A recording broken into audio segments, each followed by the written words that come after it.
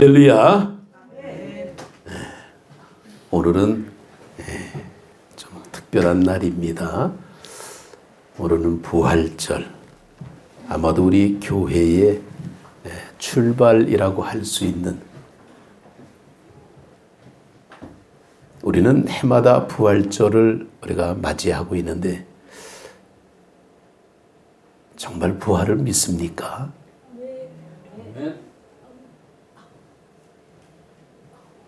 정말 부활을 믿습니까? 아멘. 아니야. 아니요 하는 것 같아. 진짜? 애들 말로는 진짜? 우리가 부활을 믿는다면 이렇게 그냥 얌전히 있질 못합니다. 왜냐하면 물이 끓는 것처럼 보글보글 하는 그런 모습이 있어야 돼요. 우리가 십자가를 바라볼 때에 정말 참 멋있다, 예쁘다, 우리가 그렇게 생각할 수도 있지만은 본래 십자가는 굉장히 좀 무섭습니다. 그 형틀이기 때문에 이쁜 게 아니에요. 그냥 소름 끼치고 겁나고 눈물 나고 하는 이제 그런 모습인데, 이 십자가를 통해서 예수님이 죽으셨고 부활하셨다라는 그 사실을 성경에서는 아주 교과서처럼 낱낱이 설명해 주지 않습니다. 그냥 그 여인들이 예수님이 묻혀있는 시신에 가서 향유라도 바를까 하고 새벽에 찾아가는 그것. 근데 사실 그것도 억지입니다.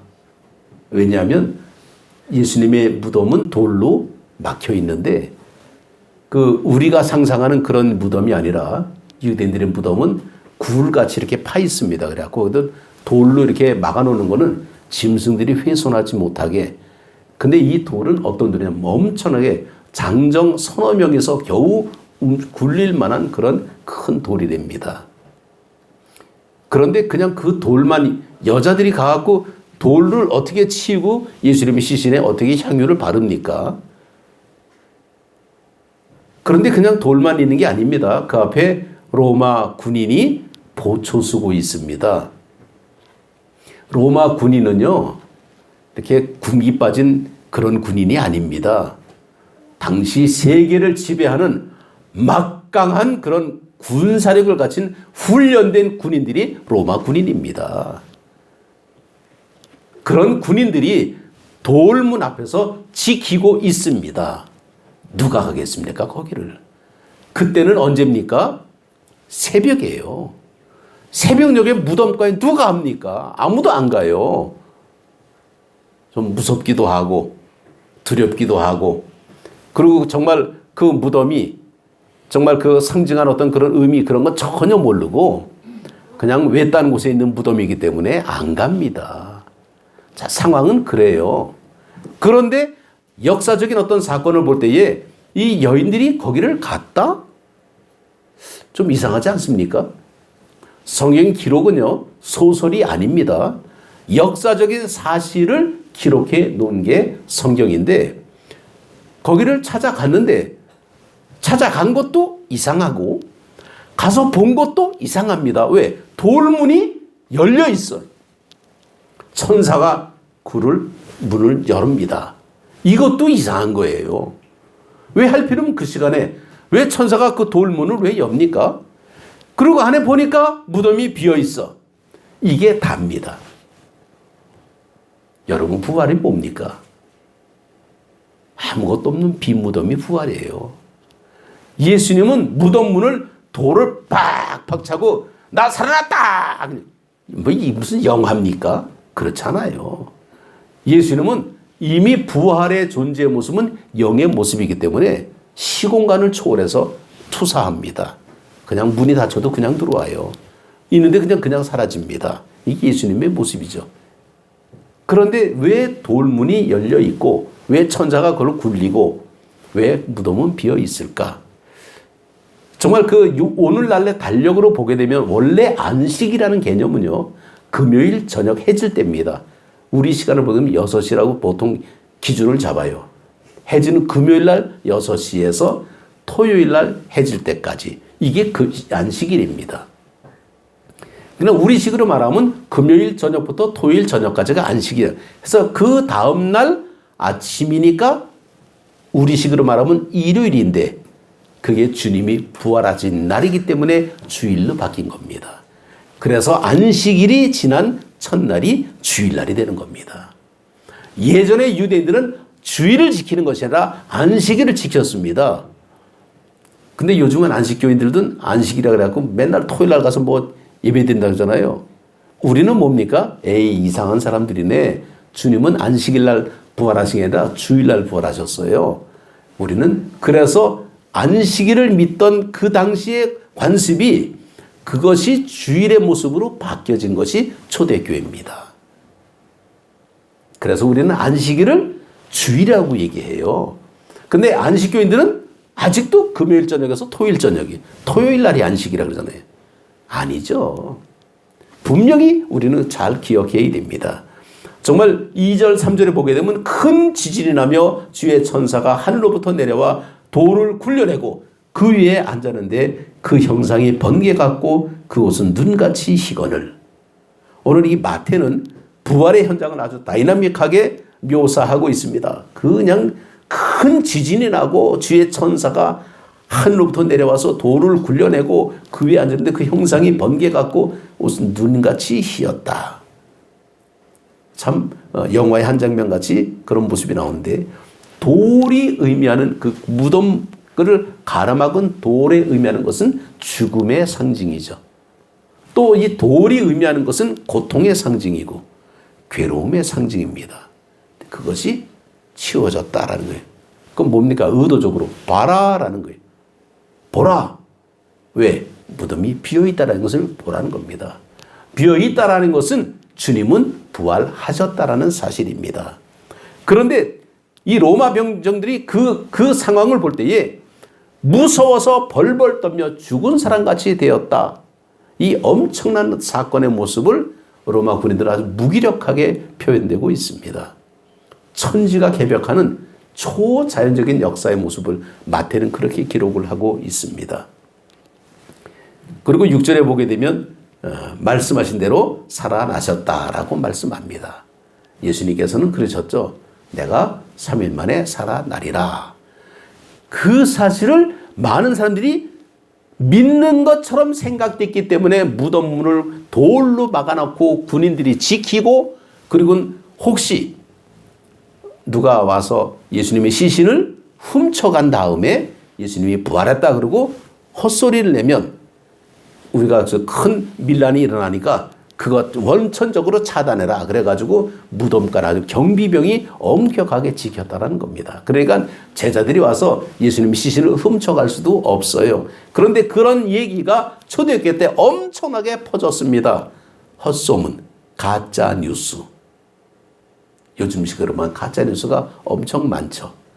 그러나 사람들이 논리적으로 이해가 안 되는 거예요. 예수님의 부활의 모습이 상상이 안 되잖아요. 어떻게 죽은 사람이 살아납니까? 그런데 그 사실을 기억할 수 있는 것은 죽은 나사로를 살린 사건을 사람들이 떠오르게 됩니다. 아, 예수님도 죽은 사람도 살렸는데 정말 예수님이 3일 만에 살아난다는 사실을 그 사실 깨닫게 되는 거예요. 그 뒤에.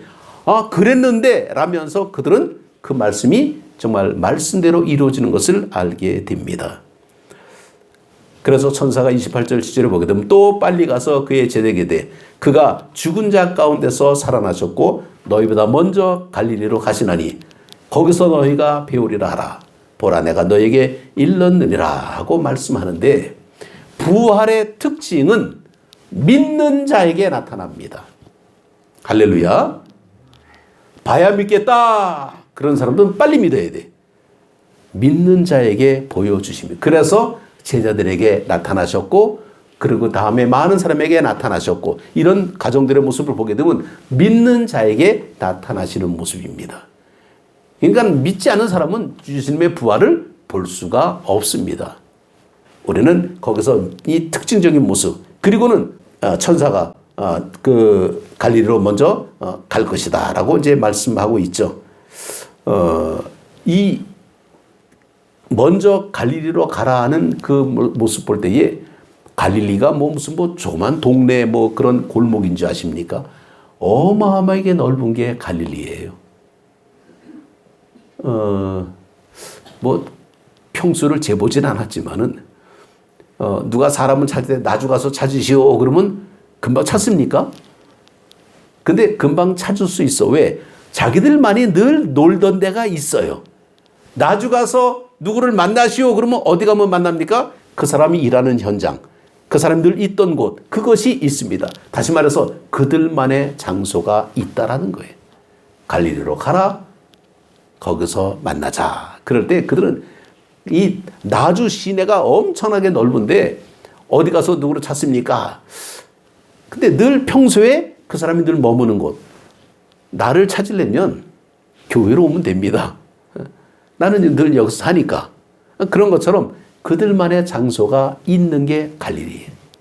그래서 그들은 전혀 이 사실을 의심하지 않았고 갈릴리 그래도 알고 있는 겁니다. 거기서 예수님의 제자들을 만났던 장소들이 갈릴리였어요. 나를 따라오너라.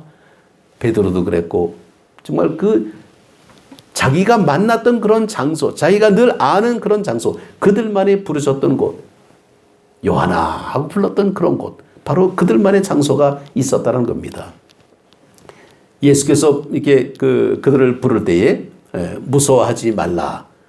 가서 내 형제들에게 갈릴리로 가라 하라. 거기서 나를 보리라 하시니 예수님께서 이제 이렇게 나타나셔서 이제 말씀을 하시죠. 정말 이 살아나신 예수님의 모습이 언제 나타났는지 나타나셔서 이렇게 말씀을 합니다. 무서워하지 말라. 내 형제들에게 가서 갈릴리로 가라 하라. 거기서 나를 보리라. 무서워하지 말라. 사실 무서워하지 않을 수가 없는 상황입니다. 이게 일반적인 어떤 그런 그 모습이죠. 무서움의 모습인데 주님께서는 무서워하지 말라. 그리고 갈릴리로 가라 그러면서 거기서 형제들에게 갈릴리로 가라. 이 배신자들아 뭐 그런 얘기가 없고 그냥 형제라고 그들을 포용해주고 있습니다. 그거는 이미 그들의 죄를 다 용서하셨다라는 그런 모습으로 우리가 볼 수 있습니다. 갈릴리로 가라. 여러분의 갈릴리가 과연 어딜까? 정말 내가 예수님을 만나고 내가 예수님을 뜨겁게 사랑했고 정말 거기서 내가 고백하고 그런 나만의 어떤 그런 예수님과의 나만의 어떤 그런 장소가 있을 것입니다. 바로 그런 장소가 갈릴리라고 할 수 있습니다. 우리가 정말 요한복음에 보게 되면 영접하는 자, 곧 그 이름을 믿는 자마다 구원을 얻는 자. 이 구원을 얻기 위해서는 우리가 정말 주님을 영접해야 되는데 영접하는 이유 속에서 가장 큰 것이 뭐냐? 구원받기 위해서 영접하잖아요. 근데 이거는 교과서 같은 모습입니다. 조건적인 모습이죠. 구원받기 위해서 내가 영접합니까? 늘 우리는 교회에서 아주 평소에 아주 귀에 못이 닳도록 듣는 말씀이 있죠. 뭡니까? 하나님은 사랑이라 라는 말씀이죠. 하나님이 세상을 이처럼 사랑하사 믿습니까? 하나님이 세상을 사랑하신 거예요. 그 세상 속에 내가 포함되어 있는 겁니다. 근데 우리는 못 느끼고 있잖아요. 나는 내 힘으로 사는 거지 내가 하나님이 나를 사랑해서 삽니까? 그런 것 같아. 여러분들 표정 보게 되면 여러분이 능력으로 사는 것 같아. 근데 또 뭐라 그러면 근데 왜 저 사람은 잘 살고 나는 왜 못 살아요? 또 이런 것도 따지고 있어요. 따질 필요가 없습니다. 그는 하나님 앞에 가서 따져야 돼. 나한테 묻지 말고. 그냥 우리는 살아가는 모습은 다 달라도 하나님이 우리를 사랑하시기 때문에 내가 산다는 것은 누가 뭐래도 변할 수 없는 진리입니다. 하나님이 나를 사랑하십니다. 사랑하기 때문에 내가 주님을 영접하는 거예요. 그래서 구원을 얻는 겁니다. 구원이 조건이 아니라 사랑이 우선되어져야 그 입장을 알아야 된다는 거죠. 우리가 누군가를 사랑하기 때문에 같이 결혼도 하고 사는 거 아닙니까? 사랑하지 않으면 우리가 뭐 결혼합니까? 근데 현실은 뭡니까? 저 사람이 돈 많은 사람이니까 그런 게 계산에 깔려 있어. 그러면 오래 못 가요. 금방 헤어져.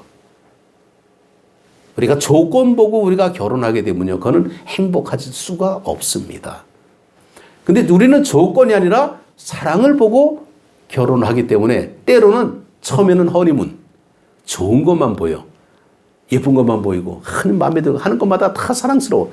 근데 조금 지나다 보니까 권태기가 들어오네. 하는 것마다 꼴 보기 싫어. 하는 것마다 얄밉고, 내가 왜 이런 사람을 만났지? 아이고, 내가 왜 그냥, 그러고 후회하고, 그러고 갈라진 사람들이 있습니다. 성격 차, 이거 나오잖아요. 근데 그것을 극복한 사람은 뭡니까? 이제는 자식이 생기고, 이제는 뭐 이래저래 하다 보니까, 아이고, 세월아, 내가 당신을 내 사랑해서 사냐, 정 때문에 살지, 자식 때문에 살지, 뭐 이래가면서 뭐 조건이 주렁주렁 달리는데, 결국 보게 되면 그게 사실은 사랑이에요. 가장 중요한 것은 사랑하지 않으면 못 삽니다. 그러니까 정말 어쩌다가 꼴보기 싫어가지고 사는 사람 죽이는 부부 가운데 누가 있잖아요. 무서워. 그런 생각하고 잠잘 수 있겠습니까? 나 자는데 누가 나 베개로 얼굴을 확 끼려봐. 우와! 그럼 나 잠 못 자. 그냥 도망가지. 누가 나 빨리 죽이려고 그냥 밥에다가 뭐 자꾸 뭘 타서 먹여봐. 이런 거 상상하면요, 같이 못 삽니다. 어떻게 같이 살아? 내 밥에다가 그냥 그냥 반찬에다가 뭐 조금씩 뭐 이상한 독약 같은 거 막 넣고 서서히 죽이려고 그냥 막 그러고 산다 그래봐. 이거 먹겠습니까, 이거? 모르니까 먹지. 전에 뉴스에 한번 그런 사람이 있었잖아요. 누구 죽이려고 그냥 음식에다 뭘 타갖고 그건 사랑이 아니죠. 사랑은 뭡니까? 어떻게 하든지 더 좋은 거, 더 귀한 거, 더 맛있는 거, 그리고는 나보다 더 좋은 거. 이게 사랑의 모습이죠. 그러니까 우리가 부모 되는 입장에서 자식을 사랑할 때에 먹을 게 생기면요, 맛있는 거 부모가 먼저 먹습니까? 안 먹어요. 나 배불러. 그리고 애들 줘. 그리고 애들 다 줍니다. 근데 애들은 뭡니까? 진짜 부모가 배부른 줄 알고 자기가 다 먹어. 어릴 때는. 근데 좀 크면 뭡니까? 우리를 위해서 양보하는구나라는 것을 알게 되면 철든다 그러잖아요. 언제 듭니까? 나이 먹어도 모르는 사람은 모르더라고. 부모의 입장이 돼봐야 알더라고요. 그러니까 우리는 늘 자기 입장에서만 뭐든지 판단하려고 그래. 부활도 마찬가지입니다. 자기 입장에서 보니까 도무지 이건 논리도 아니고 설명도 아니고 이건 이해도 아닙니다. 하나, 믿음이에요. 근데 그냥 이 믿음을 가지고 보려니까 뭐가 걸립니까? 사랑이 걸리는 거예요. 주님이 나를 사랑하기 때문에 내가 주님을 영접하고 내가 주님을 영접하다 보니까 내가 구원을 받는구나. 이게 자연스러운 모습으로 이어지고 있습니다. 그래서 우리는 이 안디옥 교회가 바로 그런 만남의 어떤 그런 관계가 회복되는 그런 장소가 될 때에 부활은 저절로 우리가 믿어지는 것을 볼 수가 있습니다. 28장 8절에서 9절을 보게 되면 그 여자들이 무서움과 큰 기쁨으로 빨리 무덤을 떠나 제자들에게 알리려고 다름질할세 예수께서 그들을 만나 이르시되 평안하냐 하시거늘 여자들이 나아가 그 발을 붙잡고 경배하니. 평안하냐라는 것은 이제 기쁨이 있기를 바란다라는 그런 모습입니다. 우리가 예수를 믿으면 기쁨이 있어야 됩니다. 사실 상황은 기쁘지 않아도 기쁨이 생기고 정말 슬픔이 찬송이 됩니다. 자, 우리 같이 찬양하겠습니다. 내 손을 주께 높이 듭니다.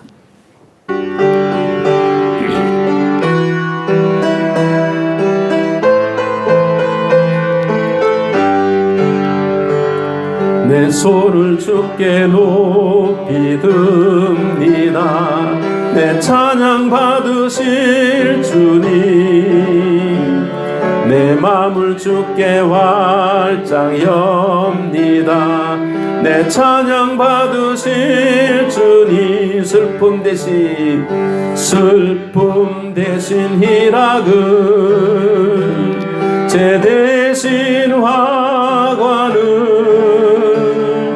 근심 대신 찬송의 옷을 주셨네. 내 손을 주께 높이 듭니다.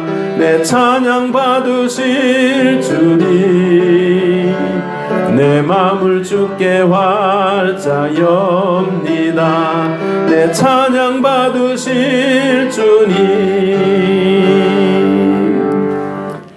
주님을 찬양할 때에 우리 마음이 기쁨이 생기게 되는데 그 기쁨의 원천은 사랑입니다. 그 사랑이 있을 때에 우리가 주님을 경배하게 되죠. 그래서 이사야 61장 3절에도 무릇 시온에서 슬퍼하는 자에게 화관을 주며 그 죄를 대신하여 희락의 기름으로 그 슬픔을 대신하며 찬송의 옷으로 그 근심을 대신하시고 그들의 의의 나무 곧 여호와께서 심으신 그 영광을 나타낼 자라 일컬음을 받게 하려 하심이라 하고 말씀합니다. 더 이상 눈물을 흘릴 필요가 없다라는 거죠. 우리가 양궁이든 국궁이든 화살을 쏠려면 그냥 화살을 잡고 그냥 탁 놓으면 나가는 게 아닙니다. 화살 수위를 뒤로 당겨야 돼. 뒤로 당기면 당길수록 탄력이 있어가지고 더 멀리 갑니다. 뒤로 당기는 건 후퇴요.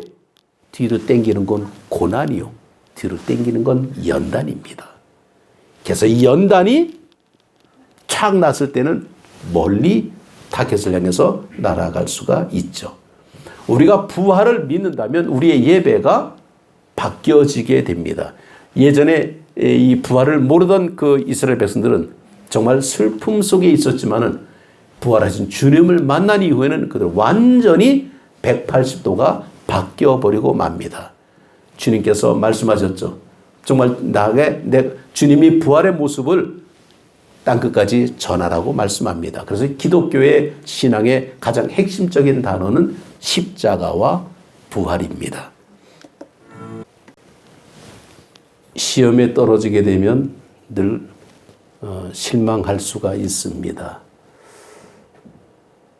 근데 문제는요, 다시 보면 됩니다.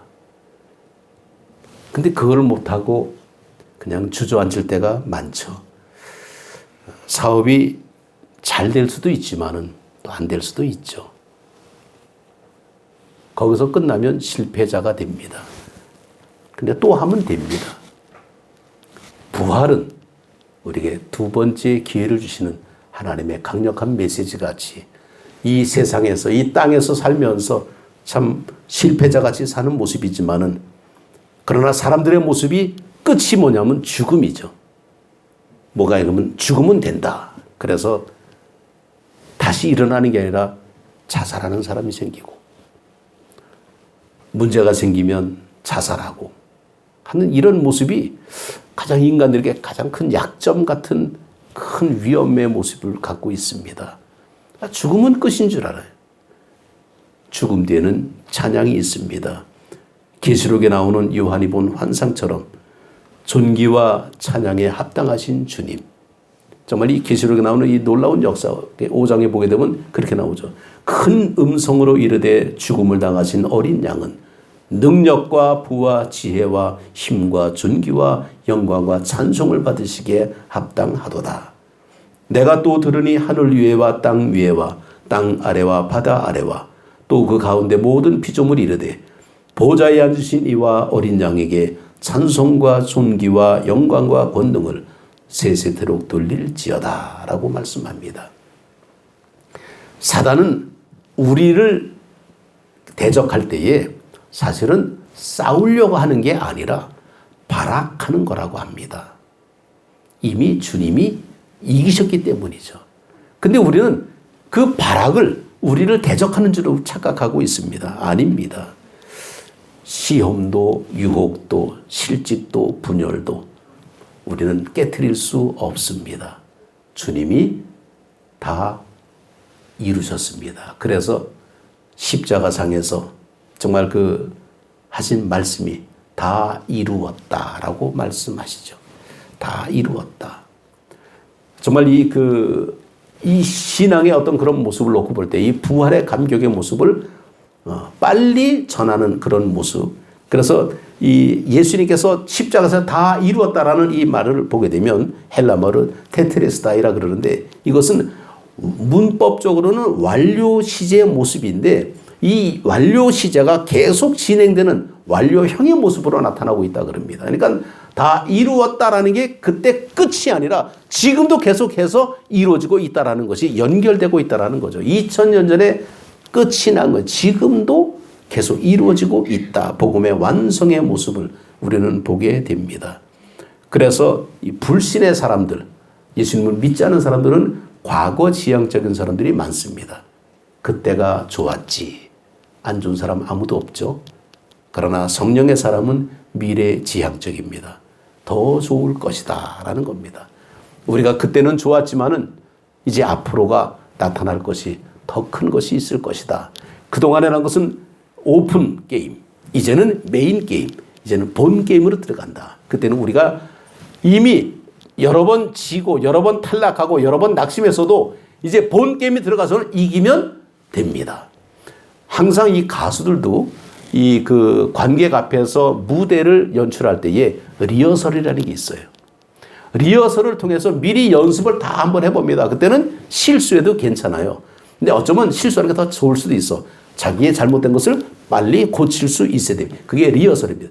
지금 살아가는 우리는 삶의 리허설일 수도 있습니다. 이제 메인, 이제 본 공연의 모습은 하나님의 나라입니다. 거기서는 영원히 살 수가 있기 때문이죠. 이 부활신앙은 영적인 거룩한 에너지가 막 뿜어 나오는 겁니다. 그래서 선포하라라고 나가는 거죠. 우리의 신앙의 모습이 이런 부활의 신앙으로 힘을 얻을 때에 우리는 이 세상에서 정말 우리가 뭘 바라보고 가느냐라고 우리가 볼 수 있습니다. 뭐 그런 얘기가 있죠. 똑똑한 새가 있고 바보 같은 새가 있는데 허수아비가 딱 있을 때에 똑똑한 새는 허수아비 옆에는 맛있는 것이 있다라고 알지만은 바보 같은 새는 허수아비는 무섭다 그러고 도망간답니다. 우리는 뭡니까? 바보 같은 새가 아니라 똑똑한 새가 돼서 허수아비 옆에는 맛있는 것이 있다는 것을 알고 겁낼 필요가 없이 그를 달려갈 수 있어야 됩니다. 신앙의 모습은 바로 그렇습니다. 믿음의 삶의 모습은 하나님을 향해서 부활을 선포하랍니다. 근데 내가 부활하지 못하면 어떻게 선포가 되겠습니까? 내가 맛보지 못하면 내가 어떻게 그 맛을 증거할 수 있겠습니까? 내가 하나님 앞에 꿇어 엎드려서 진실로 하나님 앞에 기도할 때에 부활의 역사가 우리를 통해서 드러날 줄로 믿습니다.